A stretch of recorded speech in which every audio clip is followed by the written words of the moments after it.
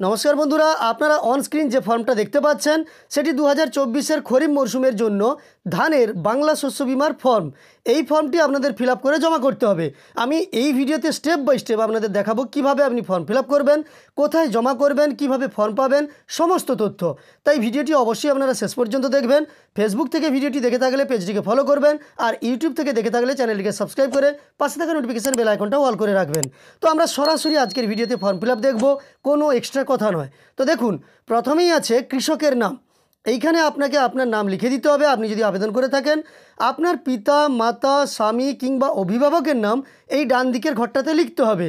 তো এক্ষেত্রে আপনার বয়সও লিখতে হবে। বয়স আপনার কত সেটা আপনি এখানে বসিয়ে দেবেন। বাংলা শস্য বীমা যোজনায় আবেদনের ক্ষেত্রে 18 বছর অন্তত আপনার বয়স হতে হবে, তবে বয়সের কোনো ঊর্ধ্বসীমা নেই। এবং লিঙ্গ দেখুন, এখানে পুরুষ না স্ত্রী না অন্যান্য, সেটার উপর আপনাকে টিক চিহ্ন দিয়ে দিতে হবে। এরপর দেখতে পাচ্ছেন ভোটার কার্ডের নম্বর বা এপিক নম্বর, এটা কিন্তু আবশ্যিক বলা আছে, তার মানে আপনাকে অবশ্যই দিতে হবে। তাই এখানে আপনি আপনার ভোটার কার্ডের নম্বরটা বসিয়ে দেবেন।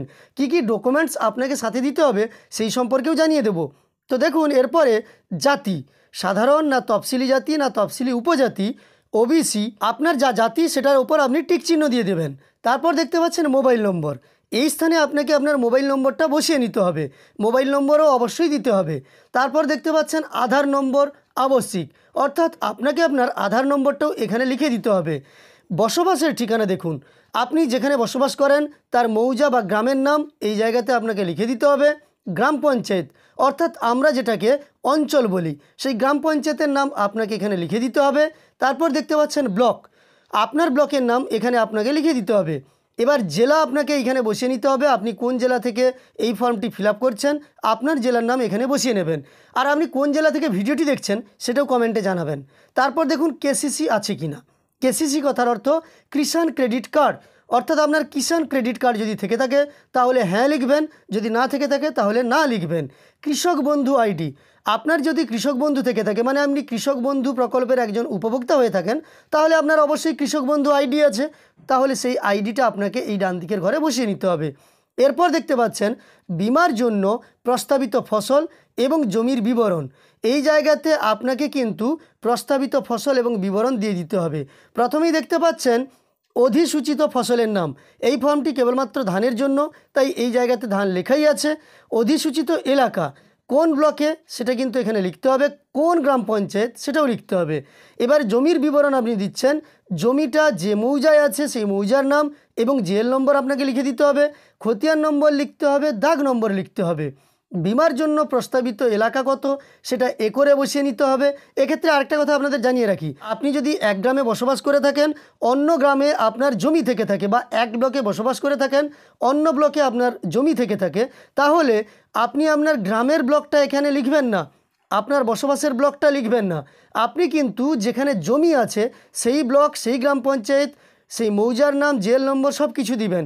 কারণ আপনার নিজস্ব ঠিকানা লেখার জন্য এই ওপরের অংশেই জায়গা আছে, সেখানেই আপনি লিখে দিয়েছেন, তাই এখানে আপনার নিজস্ব ঠিকানা নয়, আপনার জমির বিবরণ দিতে বলা আছে। এছাড়াও আপনাকে আপনার যদি একাধিক জমি থেকে থাকে, তার একাধিক খতিয়ান নম্বর, দাগ নম্বর হয়ে থাকে, পরপর নিচে নিচে আপনি লিখে যাবেন। প্রত্যেকটি জমির পরিমাণ আপনি এখানে বসিয়ে নেবেন। নিজস্ব জমি কিনা, বা আপনি ভাগ চাষি কিনা, বা ভাড়া নেওয়া চাষি কিনা, সেই সম্পর্কে এখানে লিখে দেবেন। ফসল রোপণের সম্ভাব্য তারিখ এখানে লিখতে হবে। তো এক্ষেত্রে আপনি এই অংশটা নাও লিখতে পারেন, আর চাইলে আপনি লিখতেও পারেন। তারপর দেখুন কৃষকের ব্যাংকের বিবরণ। এটা কিন্তু ভেরি ভেরি ইম্পর্ট্যান্ট, অর্থাৎ খুব গুরুত্বপূর্ণ। কেন, আপনাকে যদি শস্য বিমার টাকা দেওয়া হয়, ক্ষতিপূরণের টাকা, যখন আপনার ফসলের ক্ষতিপূরণ হবে, সেই ব্যাঙ্ক অ্যাকাউন্টেই কিন্তু ক্রেডিট হবে, যেই ব্যাঙ্ক অ্যাকাউন্ট আপনি এখানে দিবেন। তো এখানে প্রথমে কৃষকের নাম ব্যাংকের পাসবই অনুযায়ী, মানে আপনি এই ফর্মটা বাংলায় ফিল করতে পারেন। এই ফর্মটা বাংলায় ফিল করলেও এই অংশটা আপনাকে বাংলায় ফিল করা যাবে না। ব্যাংকের পাসবইতে আপনার যা নাম আছে, ইংরেজিতে যেমন স্পেলিং আছে, সেইভাবে আপনি এখানে বসিয়ে নেবেন। তারপর দেখুন ব্যাংকের নামটা এখানে আপনাকে লিখে দিতে হবে। আপনার যে ব্যাংকে অ্যাকাউন্ট আছে সেই ব্যাংকের নামটা এখানে লিখে নেবেন। তারপর ওই ব্যাংকের ব্রাঞ্চের নাম এখানে বসাবেন, অ্যাকাউন্ট নম্বর, আইএফএসসি কোড এবং কোন ধরনের অ্যাকাউন্ট, মানে কারেন্ট অ্যাকাউন্ট না সেভিংস অ্যাকাউন্ট। তো আপনারা অবশ্যই সেভিংস অ্যাকাউন্টেই দিবেন। এবার দেখুন কৃষকদের দাখিলযোগ্য নথি বাধ্যতামূলক, অর্থাৎ কোন কোন নথি বা কাগজ আপনাকে দিতেই হবে এই ফর্মের সঙ্গে, সেইগুলো এবার পরপর দেখুন। প্রথমেই দেখতে পাচ্ছেন কেওয়াইসি সংক্রান্ত নথি কী দিতে হবে, ভোটার আইডি কার্ড এবং আধার কার্ড, এ দুটো আপনাকে দিতেই হবে। তারপর পাসবইয়ের কপি মানে ব্যাঙ্ক অ্যাকাউন্টের নম্বর সমেত, অর্থাৎ ব্যাংকের পাসবইয়ের ফার্স্ট পেজের জেরক্স আপনাকে দিতে হবে, যেখানে আপনার অ্যাকাউন্ট সংক্রান্ত সমস্ত তথ্য দেওয়া আছে।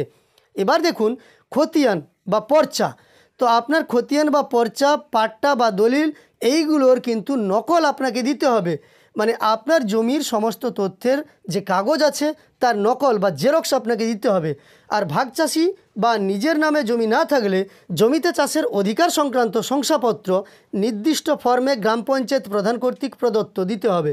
মানে এখানে আপনি যদি ভাগচাষি হয়ে থাকেন বা অন্যের জমি ভাড়া করে চাষ করেন, তাহলে কিন্তু আপনার পঞ্চায়েত প্রধানের পক্ষ থেকে আপনাকে একটি শংসাপত্র দেওয়া হবে, সে শংসাপত্রটি এই ফর্মের সঙ্গে অ্যাটাচ করতে হবে। এবং 4 নম্বরে দেখুন সহকৃষি অধিকর্তা আপনার ব্লকের বা তার প্রতিনিধি অথবা ভূমি ও ভূমি সংস্কার এবং উদ্বাস্তু ত্রাণ ও পুনর্বাসন দপ্তরের রাজস্ব আধিকারিক বা পরিদর্শক দ্বারা প্রদত্ত ফসল রোপণের শংসাপত্র এখানে দিতে হবে। এইটা আপনাকে দেওয়ার প্রয়োজন নেই, আপনি যেখানে ফর্ম জমা করবেন সেখানেই কিন্তু এটা দিয়ে দেওয়া হবে, আপনাকে এটা দেওয়ার প্রয়োজন নেই বা সংগ্রহ করার প্রয়োজন নেই। এবার ঘোষণা দেখুন, আপনি ঘোষণা করছেন যে আপনি সব কিছু বিবরণ পড়েছেন, বুঝেছেন এবং আপনি সবগুলো দেখে শুনেই কিন্তু আপনার সমস্ত তথ্য দিচ্ছেন। এটা আপনি ভালোভাবে পড়ে নেবেন, ঘোষণাটা আমি দেখালাম না, এইটা আপনি ভালোভাবে পড়ে নেওয়ার পরে আপনার সইটা এখানে করে দেবেন। এবং যিনি সই করতে পারবেন না তার জন্য টিপছাপের ব্যবস্থা আছে, টিপছাপও দিতে পারেন। এটা দেওয়ার পরে আপনাকে কিন্তু এই ফর্মের নিচের অংশে দেখুন প্রাপ্তি স্বীকার আছে, অর্থাৎ এখানেও আপনাকে ফিল আপ করে দিতে হবে। আপনি আপনার নাম লিখবেন, পিতা, স্বামী অথবা অভিভাবকের নাম লিখবেন, আপনাকে আপনার গ্রাম পঞ্চায়েতের নামটা এখানে লিখতে হবে, তারপর আপনার ব্লকের নাম এবং জেলার নাম। এবং এই জায়গাতে দেখুন কত তারিখে আপনার কাছ থেকে সংগ্রহ করা হলো, কোন ফসলের জন্য এই কাগজটি, এইগুলো আপনি ফিল আপ করবেন না। আপনি যেখানে ফর্ম জমা করবেন সেখানে কিন্তু আপনাকে এই অংশটা কেটে দেওয়া হবে, তাই এই অংশটি আপনি ফিল আপ করবেন না। তবে তার পরের অংশটা যেখানে আপনার নাম এবং কোন ব্যাংকের কোন শাখার অ্যাকাউন্ট আছে, অ্যাকাউন্টের নম্বর, এই অংশগুলি আপনি ফিল আপ করে নেবেন। এটা ফিল আপ করে নেওয়ার পরে আপনি যখন ফর্ম জমা করতে যাবেন তখন এই জায়গাতে একটি স্বাক্ষর করে আধিকারিকরা আপনাকে নিচের অংশটা এই রিসিভ কপিটা ফেরত দিয়ে দেবেন। যাই হোক, এবার আপনাদের জানিয়ে রাখি সমস্ত তথ্য তো ফর্ম ফিল আপের দেওয়া হয়ে গেল। ফর্ম আপনি কোথায় পাবেন? আপনার গ্রাম পঞ্চায়েত থেকেই কিন্তু দেওয়া হতে পারে, বা প্রচার শিবিরের মাধ্যমে শস্য বিমার ফর্ম প্রদান করা হতে পারে, বা প্রত্যেকটা বুথে বুথে এই ফর্ম পাঠিয়ে দেওয়া হতে পারে, আপনি আপনার বুথ থেকে পেয়ে যাবেন। তাছাড়াও আপনি আপনার ব্লকের কৃষি দপ্তরে এই ফর্মটি পেয়ে যাবেন। তবে এক্ষেত্রে আরেকটা কথা জানিয়ে রাখি, এখনও পর্যন্ত কিন্তু প্রতিটা জেলার প্রতিটা ব্লকে এই ফর্ম এসে পৌঁছায়নি, তাই একটু ওয়েট করুন। ফর্ম কিন্তু আপনারা আপনাদের নিকটস্থ কোনো গ্রাম পঞ্চায়েত কিংবা আপনারা আপনাদের বুথে বুথেও এই ফর্মটি পেয়ে যাওয়ার সম্ভাবনা খুবই প্রবল। সেই সঙ্গে এই ফর্ম জমা করার জন্য যেখান থেকেই আপনি ফর্ম সংগ্রহ করবেন সেখানেই জমা করবেন, সেখানেই আধিকারিকরা কিন্তু আপনাকে ফর্মের প্রাপ্তি স্বীকারের অংশটা দিয়ে দেবে। যাই হোক, এই ভিডিওতে আপনাদের আমি সম্পূর্ণ ফর্ম ফিল আপটা দেখালাম। দেখার পরেও আপনার যদি কোনো অংশে বুঝতে অসুবিধা থাকে তাহলে আপনি অবশ্যই কমেন্টে সেটা জিজ্ঞেস করতে পারেন, আমি আপনার প্রশ্নের উত্তর দেওয়ার চেষ্টা করব। আর এই ভিডিওটি ভালো লাগলে একটি লাইক করবেন, সেই সঙ্গে এই ধরনের আরও ভিডিও পাওয়ার জন্য চ্যানেলের সঙ্গে যুক্ত থাকতে চ্যানেলটিকে সাবস্ক্রাইব করে পাশে থাকা নোটিফিকেশন বেল আইকনটাও অল করে রাখবেন। ভিডিওটি শেষ পর্যন্ত দেখার জন্য অসংখ্য ধন্যবাদ।